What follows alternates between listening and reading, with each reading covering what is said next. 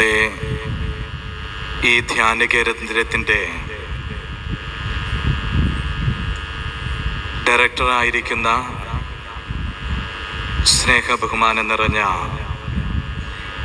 Paul Vadakkemuri അച്ഛ, നമ്മുടെ ഈ ആശ്രമത്തിൻ്റെ അധിപനായിരിക്കുന്ന സ്നേഹാദരവ് നിറഞ്ഞ സാം പുതുപ്പറമ്പിലച്ച, സഹകാർമ്മികരായ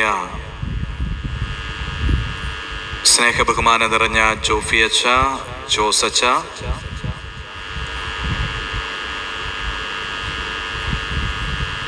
ഇന്നിവിടെ ആയിരിക്കുന്ന സ്നേഹം നിറഞ്ഞ വൈദികരെ,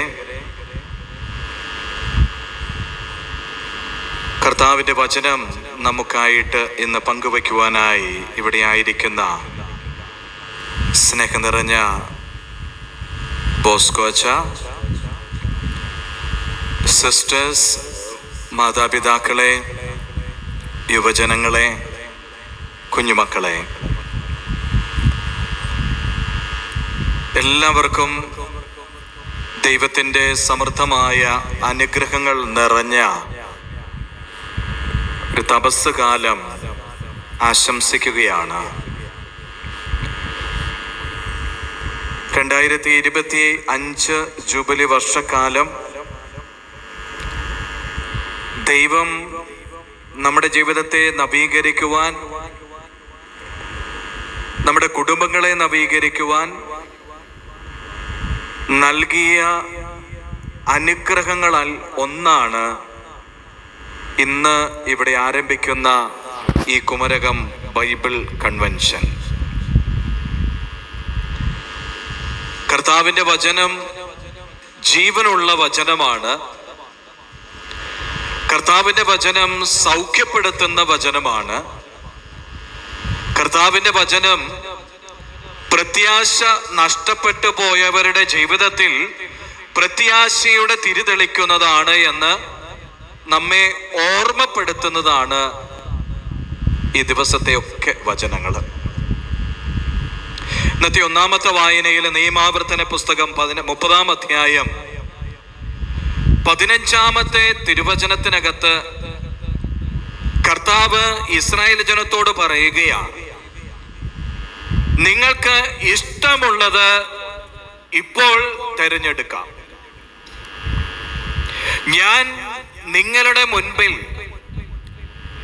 ജീവനും മരണവും നന്മയും തിന്മയും ഞാൻ വെക്കുകയാണ്. നിനക്കിഷ്ടമുള്ളത് തിരഞ്ഞെടുക്കാം. മലയാളികളായ നമ്മെ സംബന്ധിച്ചോളം നമുക്ക് ഒത്തിരിയേറെ സെലക്ഷൻ ആവശ്യമാണ്. ഒരു വസ്ത്രം എടുക്കുന്നതിന് വേണ്ടി ഒരു വസ്ത്രം വിൽക്കുന്ന ഒരു ടെക്സ്റ്റൈൽ ഷോപ്പിൽ കയറുക, ഇല്ലെങ്കിൽ സൗന്ദര്യവർദ്ധക വസ്തുക്കൾ വാങ്ങിക്കുന്ന ഒരു ഷോപ്പിലായിരിക്കാം. കഴിഞ്ഞ ദിവസം അവിടെ കോട്ടയത്ത് ഒരു ഫുഡ് ഫെസ്റ്റ് ഉണ്ടായിരുന്നു. അതിൽ പങ്കെടുത്തിട്ട് ഒരാൾ തിരിച്ചു വന്നിട്ട് പറഞ്ഞൊരു കാര്യം, സെലക്ഷൻ ഒന്നും ഇല്ലായിരുന്നെന്നാ പറയാം. വലിയ കാര്യമായിട്ടൊന്നും ഇല്ലായിരുന്നെന്ന് പറയാം. നമുക്ക് നല്ല സെലക്ഷൻ ഉണ്ടെങ്കിൽ വലിയ സന്തോഷമാണ്. സെലക്ഷൻ കുറവാണെങ്കിൽ നമ്മൾ അവിടെ നിന്ന് ഇറങ്ങിപ്പോകും. കർത്താവ് നമ്മുടെ മുമ്പിൽ സെലക്ട് ചെയ്യാൻ വേണ്ടി വെച്ചിരിക്കുന്നത് ജീവനുണ്ട്, മരണമുണ്ട്. നിനക്ക് ഇഷ്ടമുള്ളത് തിരഞ്ഞെടുക്കാം. നന്മയുണ്ട്, തിന്മയുണ്ട്.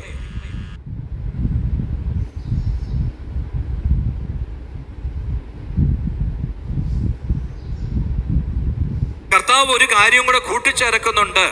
ഞാൻ സജസ്റ്റ് ചെയ്യുന്നത് നീ ജീവൻ തിരഞ്ഞെടുക്കണം എന്നുള്ളതാണ്. ഈ കുമരകം കൺവെൻഷൻ ഈ പ്രദേശത്തിലെ ജനങ്ങളെയെല്ലാം വിശുദ്ധീകരിച്ച് നവീകരിച്ച് ഈ ജൂബിലി വർഷം ജീവനിലേക്ക്, സമൃദ്ധമായ ദൈവം നൽകുന്ന ജീവനിലേക്ക് പ്രവേശിക്കുവാൻ നമ്മെ ഓരോരുത്തരെയും ഒരുക്കുന്ന അവസരമാണ്.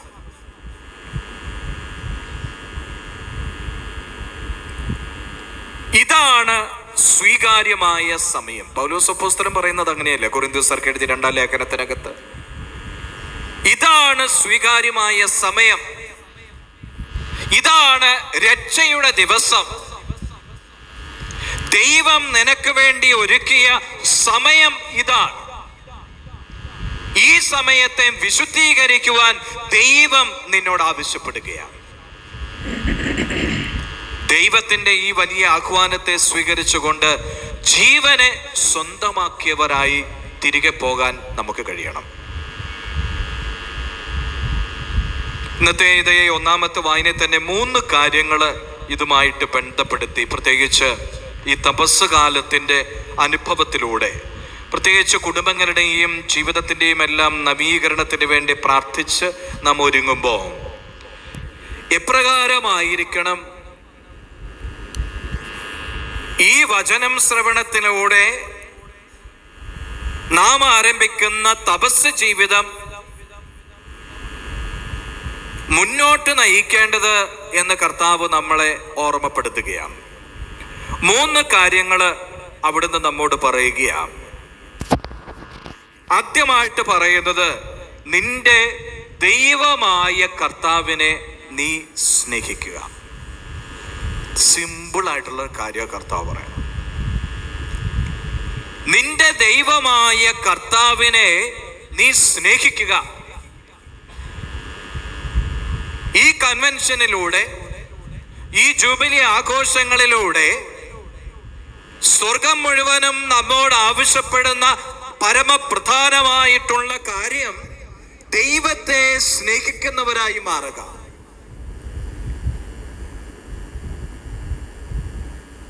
നിയമങ്ങളിൽ ഏറ്റവും പ്രധാനപ്പെട്ട നിയമം ഏതാണെന്ന് ഒരു നിയമജൻ ചോദിക്കുന്നുണ്ട് കർത്താവിനോട്. അവിടുന്ന് ഉത്തരം പറയുന്നുണ്ട്, നിന്റെ ദൈവമായ കർത്താവിനെ നീ പൂർണ്ണ ഹൃദയത്തോടും പൂർണ്ണ ആത്മാവോടും പൂർണ്ണ മനസ്സോടും സർവശക്തിയോടും കൂടി സ്നേഹിക്കുക. ഇതാണ് ഏറ്റവും പരമപ്രധാനമായിട്ടുള്ള കൽപ്പന. ഈശോ പറഞ്ഞില്ല നിന്റെ ദൈവമായ കർത്താവിനെ നീ അല്പം സ്നേഹിക്കുക എന്ന് കർത്താവ് പറഞ്ഞു വെച്ചില്ല. ഈശോ പറഞ്ഞത് പൂർണ്ണമായ അളവില് നിന്റെ ദൈവത്തെ നിനക്ക് സ്നേഹിക്കുവാൻ കഴിയണം. ഈ ജൂബിലി വർഷവും ഈ കുമരകം കൺവെൻഷനും ഒക്കെ നമ്മെ ഓരോരുത്തരെയും വിളിക്കുന്നത് ഈ ഒരു സ്നേഹത്താൽ നിറയാൻ വേണ്ടിയാ. ഞാനും എൻ്റെ ദൈവവും ഒന്നായി ചേരണം. ദൈവത്തോട്, അവിടുത്തെ ഹൃദയത്തോട് ചേർന്നിരിക്കാൻ വിളിക്കപ്പെട്ടവനാ ഓരോ ക്രൈസ്തവനും. അപ്പോസ്തലന്മാരെ വിളിച്ച അവസരത്തിൽ മർക്കോസിന്റെ സുവിശേഷത്തിൽ നാം കാണുന്നുണ്ട്.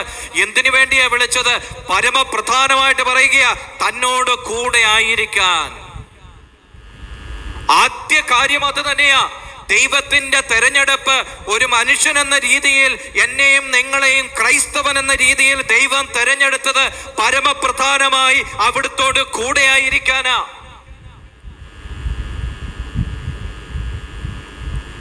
അവിടുത്തെ സ്നേഹത്തിന്റെ നീളവും വീതിയും ആഴവും ഉയരവും തിരിച്ചറിയാൻ കഴിയണം നമുക്ക്. അതിനുള്ള അവസരമാ ഈ കുമരകം കൺവെൻഷന്റെയും ഈ ബൈബിൾ കൺവെൻഷനത്തിന്റെയും വചനവിചിന്തനത്തിന്റെയും ഈ തപസ്സിന്റെയും ഒക്കെ ദിനങ്ങള്. ദൈവം എന്നെ എത്രമാത്രം സ്നേഹിച്ചു എന്ന് തിരിച്ചറിയുമ്പോ ദൈവത്തെ പൂർണ്ണ ഹൃദയത്തോടെ സ്നേഹിക്കാതിരിക്കാൻ നമുക്ക് പറ്റില്ല. ഉറപ്പാ അത്.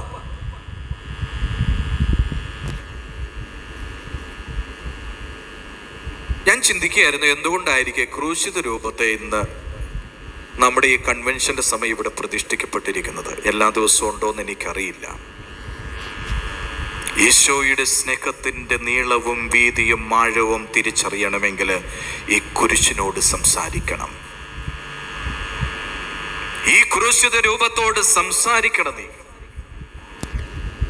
ഈ വചനം വിളമ്പുന്ന ദിനങ്ങളിൽ, ഈ തപസ്സിന്റെ ദിനങ്ങളിൽ ക്രൂശിത രൂപത്തിന് മുമ്പിലേക്ക് കടന്നു വന്ന് ആ ക്രൂശിത രൂപത്തെ നോക്കി ആ ക്രൂശിത രൂപത്തോട് നീ സംസാരിക്കണം. അവൻ പറയുന്നത് കേൾക്കണം. ദൈവം നിന്നെ എത്രമാത്രം സ്നേഹിച്ചുവെന്ന്, ആ ദൈവത്തിന്റെ സ്നേഹത്തിന്റെ ആഴം തിരിച്ചറിയണമെങ്കിൽ ഈ കുരിശിനെ നീ കെട്ടിപ്പിടിച്ചു നിൽക്കണം. ഈ കുരിശ് പറയും ദൈവം നിന്നെ എത്രമാത്രം സ്നേഹിച്ചു എന്ന്. നീ വിശുദ്ധനായത് കൊണ്ടല്ല, നമ്മൾ വിശുദ്ധരായത് കൊണ്ടല്ല, മറിച്ച് തിരുവചനം പറയുന്നത് പോലെ നാം പാപികളായിരിക്കെ ദൈവം നമുക്ക് വേണ്ടി മരിച്ചു എന്നാ പറയുക. അവിടെയാ ദൈവത്തിന്റെ സ്നേഹത്തിന്റെ വലിപ്പം കണ്ടെത്താൻ നമുക്ക് കഴിയുക. എത്രമാത്രം പാപികളാ നാം ഓരോരുത്തരും. അതുകൊണ്ട് തന്നെയാ പറഞ്ഞത്, ഈ കുരിശിനോട് സംസാരിക്കുന്നവന്, ഈ കുരിശിനോട് ചേർന്ന് നിൽക്കുന്നവന്, കുത്തിത്തുറക്കപ്പെട്ട ഹൃദയത്തിലേക്ക് നമ്മുടെ ഹൃദയത്തെ അങ്ങ് ചേർത്ത് വെച്ച് ആ ഹൃദയത്തിന്റെ സ്നേഹം തിരിച്ചറിയുന്നവന് ഒരിക്കലും ദൈവത്തെ പൂർണ്ണ ഹൃദയത്തോടും പൂർണ്ണാത്മാവോടും സർവശക്തിയോടും കൂടി സ്നേഹിക്കാതിരിക്കാൻ പറ്റില്ല. ഉറപ്പാത്. ഇന്ന് ദൈവത്തെ സ്നേഹിക്കാതെ ദൈവത്തെ മറന്ന് ജീവിക്കുന്ന ഒരു തലമുറയായി, കുടുംബമായി, സമർപ്പിത ജീവിതമായി നമ്മുടെയൊക്കെ ജീവിതങ്ങൾ മാറിയിട്ടുണ്ടെങ്കിൽ കുരിശിന്റെ സ്നേഹം, ആ സ്നേഹം രുചിച്ചറിയാൻ നമുക്ക് കഴിയാതെ പോയി എന്നുള്ളതാണ്. ഞാൻ പറയും, ക്രൈസ്തവ ജീവിതത്തിന്റെ ഏറ്റവും വലിയ ദുരന്തങ്ങളിൽ ഒന്നെന്ന് പറയുന്നത് ഈ ക്രൂശിതനായ ദൈവത്തിന്റെ സ്നേഹം, ആ സ്നേഹം തിരിച്ചറിയാതെ പോകുന്നതാണ്.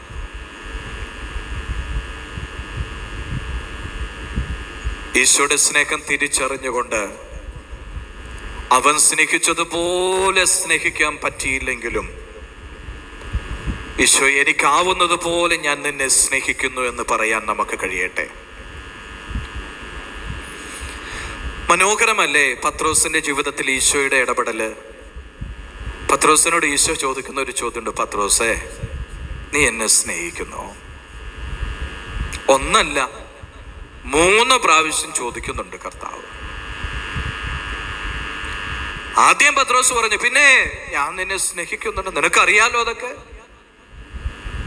രണ്ടാമതും ചോദിച്ചു, നീ എന്നെ സ്നേഹിക്കുന്നോ? പത്രോസ് പറഞ്ഞു, തീർച്ചയാ, ഞാൻ പിടിച്ച ഈ മീനുണ്ടല്ലോ, നീ പറഞ്ഞത് കേട്ടാ, ഞാൻ നടത്തിയ ഈ മീൻപിടുത്തം അത്ഭുതകരമാ, എനിക്ക് കിട്ടിയ ഈ സമൃദ്ധിയേക്കാൾ അധികമായി ഞാൻ നിന്നെ സ്നേഹിക്കുന്നു ദൈവമേ. തീർന്നില്ല. ദൈവം വീണ്ടും ചോദിക്കുക, നീ ആത്മാർത്ഥമായിട്ട് എന്നെ സ്നേഹിക്കുന്നുണ്ടോടാ? പത്രോസ് പറഞ്ഞു, നിനക്കറിയാലോ എല്ലാം, നിനക്കറിയാം എൻ്റെ കുറവ്, നിനക്കറിയാം ഞാൻ എങ്ങനെയാ സ്നേഹിക്കുന്നതെന്ന്. ഈ പത്രോസിനെ പോലെ നമുക്കും പറയാൻ പറ്റണം, ദൈവമേ എനിക്കറിയില്ല, എനിക്ക് എങ്ങനെ നിന്നെ സ്നേഹിക്കണമെന്നറിയില്ല, പക്ഷെ ഞാൻ എന്നെ തന്നെ എൻ്റെ കുറവുകളോടുകൂടി ഞാൻ സമർപ്പിക്കുന്നു. അതാ സ്നേഹം. നിന്റെ കുറവുകൾ, നിന്റെ പാപം, നിന്റെ തഴക്കദോഷം, നിന്റെ ബലഹീനതകള്, അതെല്ലാം ഈ ക്രൂശിതന്റെ മുമ്പിലേക്ക് സമർപ്പിച്ച് ആ ക്രൂശിനെ ഒന്ന് കെട്ടിപ്പിടിച്ച് നിൽക്ക്. മനോഹരമല്ലേ ജൂബിലിയുടെ ആ എംബ്ലത്തിനകത്ത് ലോഗോ? ഇത്ര സുന്ദരമായിട്ടാ അത് വെളിപ്പെടുത്തിയിരിക്കുന്നത്. പ്രത്യാശയുടെ തീർത്ഥാടകരാകാനായിട്ടാ പറഞ്ഞിരിക്കുക. കുരിശിനെ കെട്ടിപ്പിടിച്ച് നിൽക്കുന്ന ഒരു മനുഷ്യൻ. ഒന്നല്ല, 4 മനുഷ്യരുടെ ചിത്രങ്ങളാ. ഈ 4 മനുഷ്യരും ലോകം മുഴുവന്റെയും, ലോകത്തിന്റെ 4 കോണുകളെ പ്രതിനിധീകരിക്കുകയാണ്. ഈ കൺവെൻഷനിലൂടെ സ്വർഗം നമ്മോട് ആവശ്യപ്പെടുന്നത് ഒരേ ഒരു കാര്യമാണ്, ഈ കുരിശിനെ കെട്ടിപ്പിടിച്ച് നിൽക്കണം. കുരിശിലാണ് നിന്റെ രക്ഷ, കുരിശിലാണ് നിന്റെ പ്രത്യാശ, ഈ കുരിശിലാണ് ദൈവത്തിന്റെ സ്നേഹം നിനക്ക് തിരിച്ചറിയാൻ കഴിയുക. മനോഹരമല്ലേ ലൂക്കാന്റെ സുവിശേഷം 7-ാം അധ്യായത്തിൽ പാപിനിയായ സ്ത്രീയെ കുറിച്ച് കർത്താവ് പറയുന്ന ഒരു കോംപ്ലിമെന്റ്? അത്ര സുന്ദരമായിട്ടാണ് പറയുന്നത്. അവളെ കുറിച്ച് പറയുന്ന, അവള് പാപിനിയാ, പക്ഷെ ഈശോയുടെ പാദങ്ങൾ സുഗന്ധദ്രവ്യങ്ങൾ കൊണ്ട് കഴുകി തുടച്ച് അതിൽ സുഗന്ധദ്രവ്യങ്ങൾ പൂശുന്ന ഒരു സ്ത്രീയെ നമ്മൾ കാണുകയാണ്. ഈശോയെ ക്ഷണിച്ച വ്യക്തിയോട് ഈശോ പറയുന്ന ഒരു കാര്യമുണ്ട്, അവൾ എന്നെ അധികമായി സ്നേഹിച്ചു, അതുകൊണ്ട് തന്നെ അവളുടെ നിരവധിയായ പാപങ്ങൾ പൊറുക്കപ്പെട്ടിരിക്കുന്നു. അപ്പൊ നമ്മുടെ ജീവിതത്തിലെ പാപങ്ങളും കുറവുകളും ഒക്കെ ദൈവം പൊറുക്കുവാൻ സന്നദ്ധമായിട്ട് നിൽക്കുന്നു. എപ്പോഴാ? ദൈവത്തെ നാം പൂർണ്ണ ഹൃദയത്തോടും പൂർണ്ണാത്മാവോടും സർവശക്തിയോടും കൂടി സ്നേഹിക്കുമ്പോൾ. പിന്നെ ആദ്യത്തെ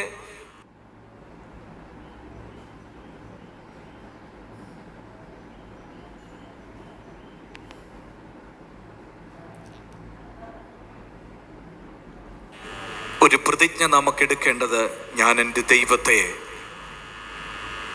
എനിക്കുള്ളത് മുഴുവനും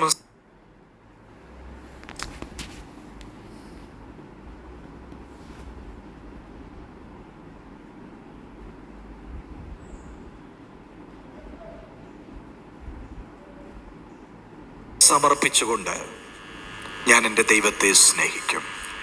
നീ എത്രമാത്രം ദൈവത്തെ സ്നേഹിക്കുന്നുവോ നിന്റെ കുറവുകളോടുകൂടി അത്രമാത്രം ദൈവം നിന്റെ പാപങ്ങൾ പുറത്ത് വിശുദ്ധവും നിർമ്മലവുമായ ഒരു ജീവിതം അവിടുന്ന് നിനക്ക് പ്രദാനം ചെയ്യും.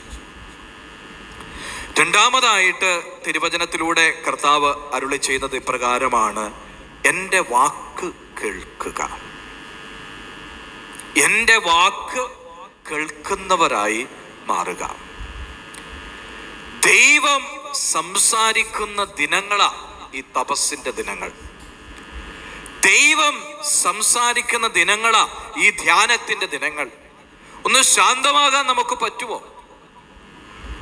ഒന്ന് ശാന്തമാകാൻ നമുക്ക് പറ്റുമോ? ദൈവത്തിന്റെ സ്വരം കേൾക്കാൻ സങ്കീർത്തകൻ പറയുന്നില്ലേ 46-ല്? ശാന്തമാകുക. നിന്റെ ജീവിതത്തിന്റെ തിരക്കുകൾ, നിന്റെ കുടുംബത്തിന്റെ തിരക്കുകൾ, നിന്റെ ജീവിതത്തിന്റെ അല്ലലുകളും അലച്ചിലുകളും, നീ ഇങ്ങനെ ഓടി തന്ത്രപ്പെട്ട് നടക്കുകയാ. ദൈവം പറയുക, നീ ഒന്ന് നിർത്തിക്കോ, ഒന്ന് ശാന്തമാക. ഇനിയുള്ള 40 ദിവസങ്ങൾ നീ ഒന്ന് ശാന്തമാക. നീ കർത്താവിന്റെ ജീവനുള്ള വചനം കയ്യിലെടുക്ക്. ആ വചനത്തെ ഒന്ന് തുറന്നു വെച്ച് വായിക്ക്. ആ വചനത്തിന്മേൽ നീ അടയിരിക്കുന്നവനായി മാറണം. കോഴി കുഞ്ഞുങ്ങളെ വിരിയിക്കുന്ന കണ്ടിട്ടില്ലേ? ഇപ്പോഴത്തെ കാലത്ത് കുഞ്ഞുങ്ങൾ കണ്ടിട്ടുണ്ടോന്ന് അറിയില്ല. പണ്ടൊക്കെ ആകാംക്ഷയോടെ കണ്ടിരിക്കുന്നതല്ലേ. മുട്ടയുടെ പുറത്ത് അങ്ങനെ കോഴി, ഇങ്ങനെ തള്ളക്കോഴി ഇങ്ങനെ അടയിരിക്കും. അതിൻ്റെ ചൂട് കൊണ്ട് ഏറ്റ് കുറച്ച് കഴിയുമ്പോൾ കുഞ്ഞുങ്ങൾ ഇങ്ങനെ പുറത്തേക്ക് വരും. കുറച്ച് കഴിയുമ്പോൾ അല്ല, കുറെ ദിവസങ്ങൾ കഴിഞ്ഞിട്ടാ. വചനത്തിന്റെ മുകളിൽ അടയിരിക്കുന്നവനായി ക്രൈസ്തവരായി നാം മാറണം. അപ്പോഴാ ജീവിതത്തിനൊരു നവീകരണം, പുതിയ ജീവിതമായിട്ട് ഉയർത്തെഴുന്നേറ്റവരായി നമ്മൾ മാറുക. ഈസ്റ്ററൊക്കെ ആകുമ്പം യൂറോപ്യൻ കൾച്ചറാ, പുതുജീവിതത്തെ ഓർമ്മപ്പെടുത്തുന്നതാ. നമ്മുടെയൊക്കെ പള്ളികളിലൊക്കെ ഇപ്പം മുട്ട, ഈസ്റ്റർ എഗ് അല്ലേ, അതൊക്കെ കൊടുക്കുന്നുണ്ട്. ചിത്രങ്ങളൊക്കെ വരച്ചിരിക്കുന്ന ഇപ്പം, അല്ലെങ്കിൽ കാപ്പി ഈസ്റ്റർ എന്ന് പറഞ്ഞിരിക്കുന്ന ആ മുട്ടയും മേടിച്ച് വീട്ടിൽ പോകും, അവിടെ പോയിരുന്ന് കഴിക്കും, തീർന്നു. അതല്ല, ഇതൊക്കെ ഒരു പ്രതീകങ്ങളാ. വചനത്തിന്മേൽ അടയിരുന്ന് ആ വചനത്തിന്റെ ചൂട് ഹൃദയത്തിലേക്ക് ഏറ്റുവാങ്ങി ജീവിതത്തിലെ പഴയ മനുഷ്യനെ ഉരിഞ്ഞുമാറ്റി പുതിയ മനുഷ്യനെ ധരിച്ചുകൊണ്ട് ജീവിതത്തെ നവീകരിക്കുവാൻ നമുക്ക് കഴിയണം. ഉദ്ധിതനായ ഈശോയോട് കൂടി ഉയർത്തെഴുന്നേറ്റ അനുഭവത്തിലേക്ക് നമുക്ക് കടന്നു പോകാൻ കഴിയണം. കുടുംബങ്ങൾ നവീകരിക്കണം. വിശുദ്ധ കുടുംബമായി നമ്മുടെ കുടുംബങ്ങളൊക്കെ മാറ്റപ്പെടണം. അവസാനമായിട്ട് തിരുവചനം പറയുകയാണ്, അവിടുത്തോട് ചേർന്ന് നിൽക്കുക. അവിടത്തോട് ചേർന്ന് നിൽക്കുക. ആത്മവിമർശനത്തിന്റെ ദിനങ്ങളായത്. ഇന്ന് ഞാൻ ആരോടാ ചേർന്ന് നിൽക്കുന്നത്? ഇന്ന് ഞാൻ ആരോടാ ഒട്ടിച്ചേർന്ന് നിൽക്കുന്നത്? പല ഉത്തരങ്ങൾ കാണും. ചിലപ്പം വ്യക്തികളോടാകാം, അശുദ്ധമായ ബന്ധങ്ങളാകാം, യുവതി യുവാക്കളുടെ ജീവിതങ്ങൾ, ഭാര്യ ഭർത്തൃ ബന്ധങ്ങൾ. അവിടെ ആരോടാ ചേർന്ന് നിൽക്കുന്നത്? പണ്ടെവിടെയോ കേട്ട ഒരു ചൊല്ലുണ്ട്, നീ ഭിത്തിയോട് ചേർന്ന് നിൽക്കരുത്. കാരണം എന്താ? ആ ഭിത്തി എപ്പോഴെങ്കിലും കമിഴ്ന്ന് മറിഞ്ഞു പോകും, വീഴും, നീയും വീഴും. നീ മനുഷ്യനോട് ഒട്ടിച്ചേർന്ന് നിൽക്കരുത്. കാരണം മനുഷ്യൻ മരിച്ചു പോകും. എന്നാൽ നീ ദൈവത്തോട് ചേർന്ന് നിൽക്കുക, അവൻ നിത്യം ജീവിക്കുന്നവനാണ്. ഇത്ര സുന്ദരമായിട്ട് പറഞ്ഞു വെക്കുക. ഒരു ഇറ്റാലിയൻ ചൊല്ലായിരുന്നു അത്. ദൈവത്തോട് ചേർന്ന് നിൽക്കാൻ വിളിക്കപ്പെടുന്ന ഒരു ക്രൈസ്തവ ജീവിതം, ദൈവത്തോട് ചേർന്ന് നിൽക്കാത്ത സമർപ്പിത ജീവിതം. ചിന്തിച്ചു നോക്കിയേ, ഒരു സന്തോഷവും കാണില്ല, ഒരു സന്തോഷവും കാണില്ല. വിജയവനന്റെ ഉപതയ്ക്ക് ഒരു പ്രാർത്ഥനയുടെ ഊർജ സ്രോതസ്സായിട്ട് ബലമായിട്ട് നിൽക്കുന്നതാണ് മിണ്ടാമിടം. കേട്ടിട്ടുണ്ടോന്ന് അറിയത്തില്ല. വിമലഗിരി കത്തീഡ്രൽ പള്ളിയിലേക്ക് പോകുമ്പോൾ വലിയ മതിലുകളാൽ ചുറ്റപ്പെട്ടിരിക്കുന്ന ഒരു പ്രാർത്ഥനാലയം. അവിടെ എഴുതി വച്ചിരിക്കുന്ന ഒരു കാര്യമാണ്, അകത്തേക്ക് നമുക്ക് പ്രവേശനമില്ല, കുർബാനയ്ക്കൊക്കെ പോകാം. അവിടെ എഴുതി വച്ചിരിക്കുക, ദൈവത്തെ പ്രസാദിപ്പിക്കുവാൻ ശ്രമിക്കുന്നവർക്ക് ഇത് സ്വർഗമായി തീരും. ദൈവത്തെ പ്രസാദിപ്പിക്കുവാൻ ആഗ്രഹിക്കുന്നവർക്ക് ഈ സ്ഥലം സ്വർഗമാണ്.